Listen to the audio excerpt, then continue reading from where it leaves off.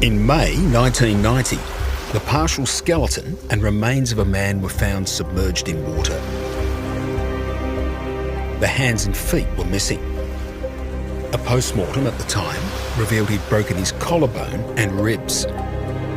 Teeth stains suggested he was a smoker, aged between 40 and 60. They did as much as possible at the time. DNA was not successful. Dental records back then weren't of the same standard. Often dentists didn't take that many x-rays. We've all seen television drama about forensics and the missing. In reality, human identification is vastly more complicated. This is the mortuary at the Victorian Institute of Forensic Medicine. And stored on site here are the remains of many people who have still never been identified. They're potentially people's mothers, fathers, brothers, sisters, and yet at the moment, they're nothing more than case numbers. But soon, this may all change. We might be able to, in the future, build up a 3D image of what the person may have looked like. In this episode, we're going to investigate a real-life unsolved mystery and reveal how cutting-edge forensics, together with developments in DNA testing, are working towards, quite literally, putting a face to the nameless.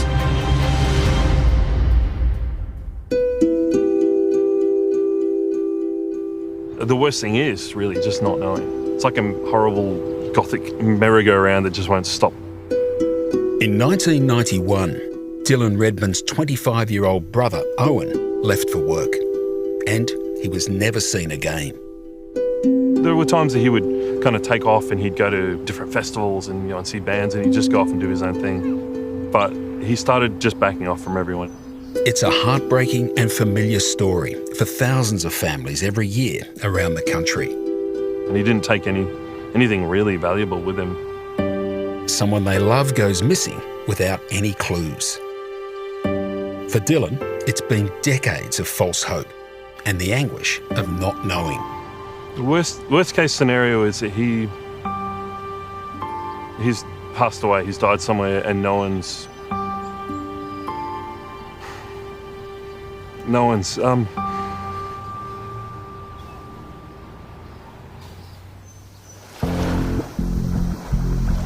We know the skeletal remains are not those of Dylan's brother, Owen. Solving the questions around those remains is up to these people. They're the team from the Centre for Human Identification, part of the Victorian Institute of Forensic Medicine. Formed in response to the tragedy of the Bali bombings in 2002, the team's been involved in victim identification from disasters like the Black Saturday fires, the Boxing Day tsunami, and most recently, MH17. The main task is to assist coronial investigations, particularly when there's a question around identification of the person. So if the person can't be visually identified because, for example, of facial trauma, then we need to resort to scientific means of identification. They're specialists in fields of anthropology, pathology, molecular biology, and odontology. In 1990, there was little information available to identify those riverside remains. No fingerprints, no dental records, and no conclusive DNA analysis. Things were not as advanced as they were now, but some notes were made about this set of remains. Fast forward to 2007. Evidence of bungles and failures in paperwork drove detectives to reopen hundreds of cold case files, all with the hope of matching the missing to the dead. The police had an idea who this person may have been, and therefore what they were trying to do is recover a good DNA sample from the remains that we could get a profile for, and then compare those to samples that had been provided by family members. This doesn't look much like a cemetery. There are no headstones, in fact no identification at all for many of the people who are buried here. But it's in this public burial area that the unidentified remains were eventually laid to rest. Then, decades later, ordered to be exhumed.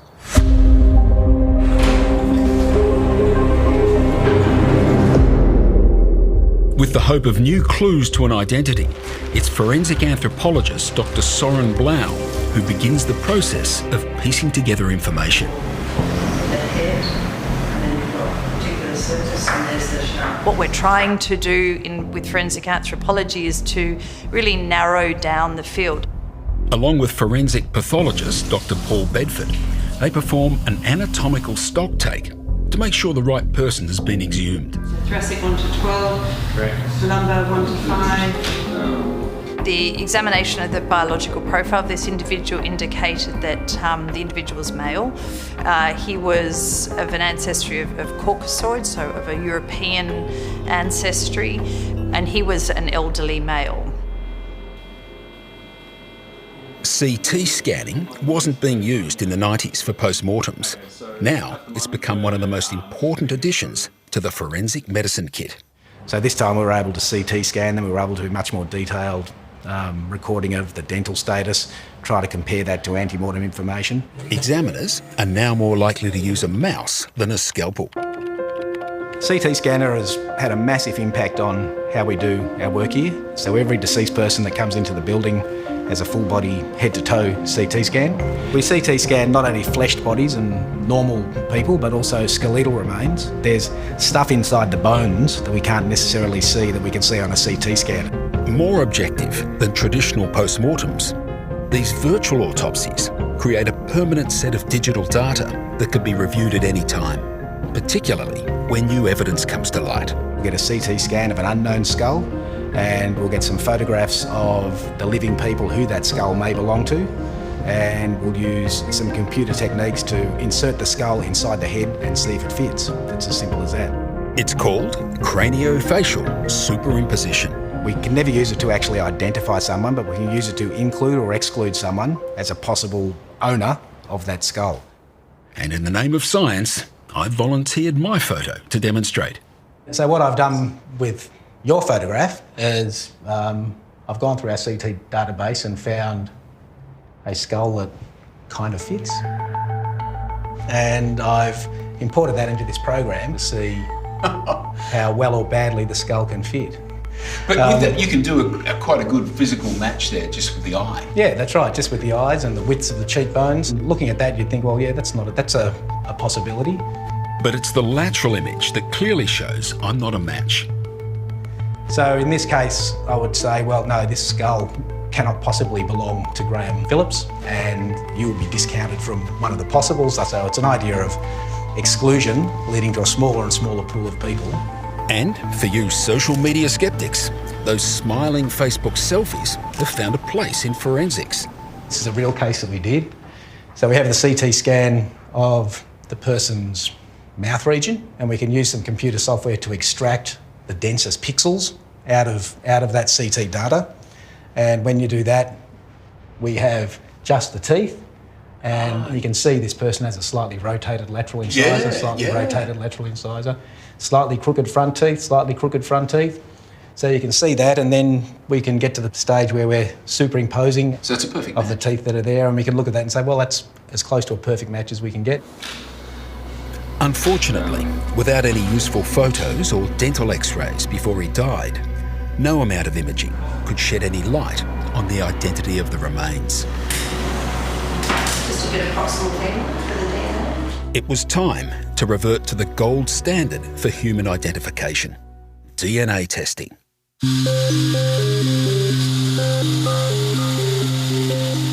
By taking a small piece of bone and some clever genome analysis, it's over to molecular biologist Dr. Dadna Hartman. She'll work out if it's a match to a DNA sample provided by a desperate family. Those twisted strands of molecules are encoded with a language made up of 4 base pairs that speaks for you and about you. What we're looking at is nuclear DNA analysis, and what we're targeting are regions of the DNA that are really useful for identification purposes.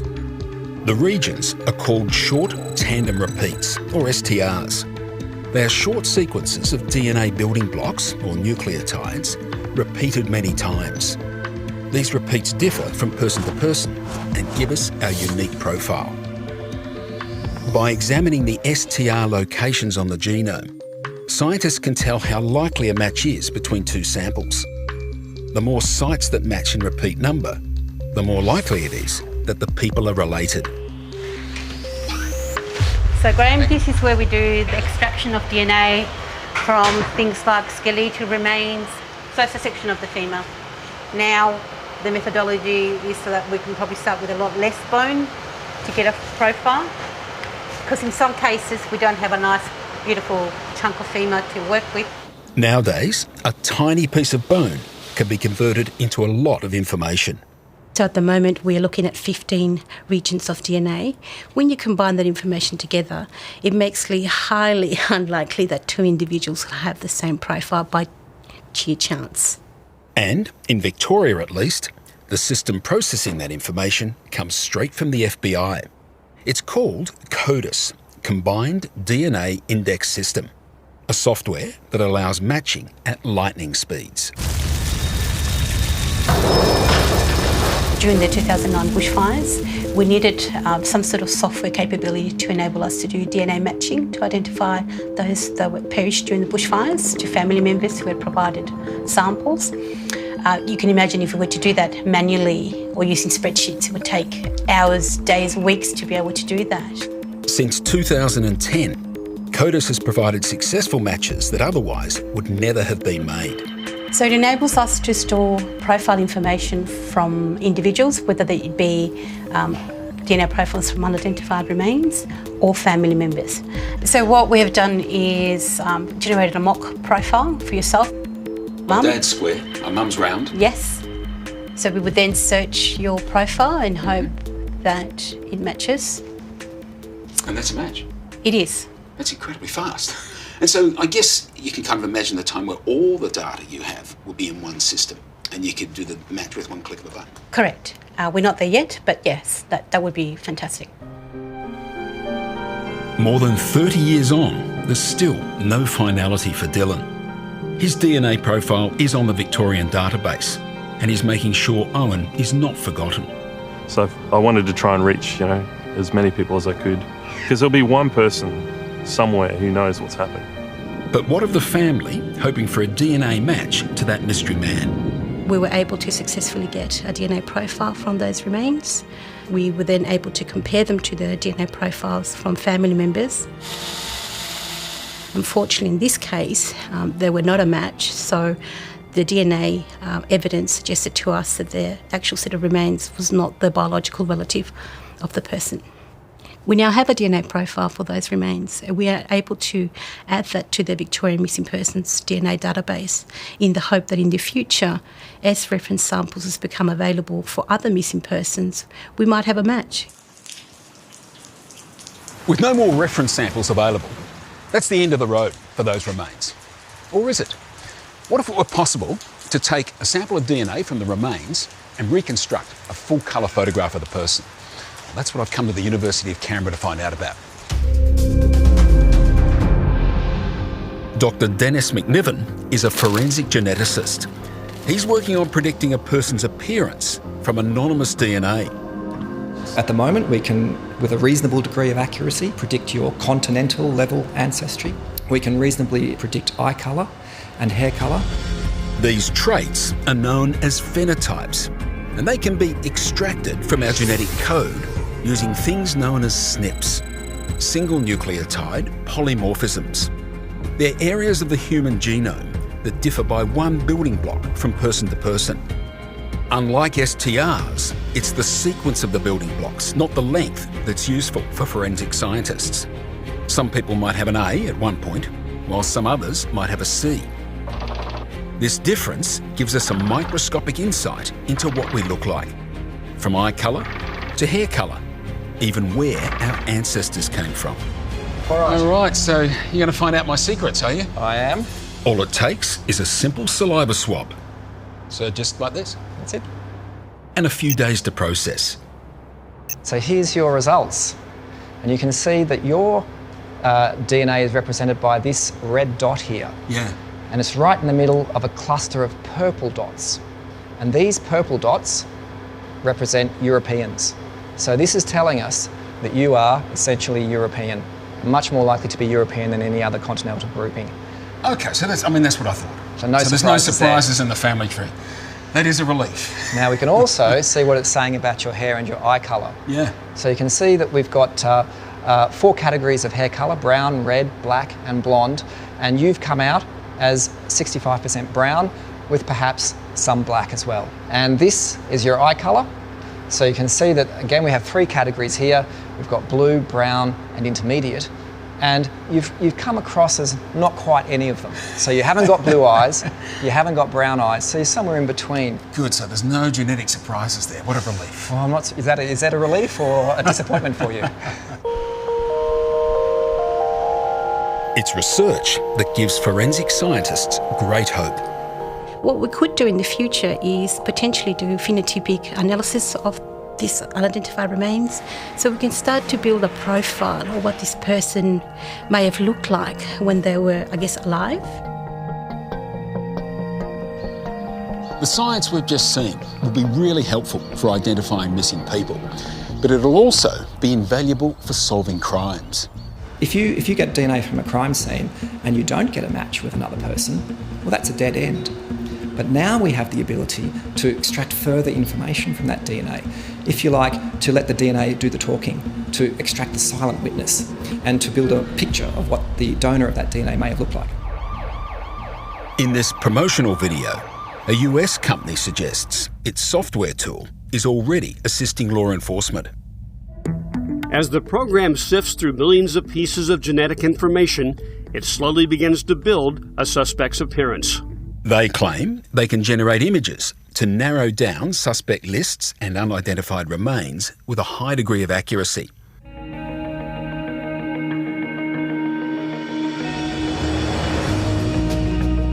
In Australia, Dr. Mark Barash is trying to hone the accuracy of facial images by analysing more than 1,000 volunteers.